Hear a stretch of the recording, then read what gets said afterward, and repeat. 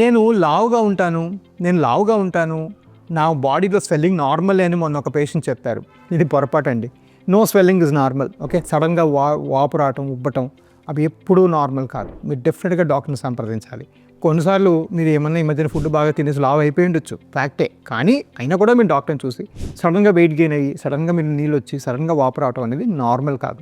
అలాంటి వచ్చినప్పుడు దాంతోపాటు మీ బ్రెత్లెస్నెస్ ఉంటే గుండె సమస్యని, దాంతోపాటు కాళ్ళలో బాగా నీరు చేరుకుంటే అది ఒక కిడ్నీ సమస్య కానీ, లివర్ సమస్య కానీ, లేదంటే దాంతోపాటు మీరు వేరే సమస్యలు ఏమైనా ఎదుర్కొంటే అవన్నిటి కూడా ఇవాల్యుయేట్ చేయాలి. సో మీరు ఎవరన్నా కూడా బై మిస్టేక్ అన్నా కూడా లావుగా సడన్గా వెయిట్ గెయిన్ అయ్యి సడన్గా ఫ్లూయిడిటీ అని సడన్గా ఓవర్ 1 వీక్ అలా మీరు సడన్గా 4-5 kilos పెరిగారనుకోండి, దాన్ని కాళ్ళు వాపుగా భావించి మనం కొంచెం తొందరగా డాక్టర్ దగ్గరికి వెళ్ళాలి. ఇది కాకుండా ఒక సైడ్ కానీ ఒక కాలు వాచిపోవటం లేదా ఒక చేయి వాచిపోవటం అట్లాంటివి జరిగితే ఒక వాస్కులర్ ఎమర్జెన్సీ కూడా మీకు వాటిల్లొచ్చు. సో దాని మీద ఇంకా కొంచెం అటెన్షన్ పే చేసి తొందరగా డాక్టర్ని కలవడం చాలా అవసరం.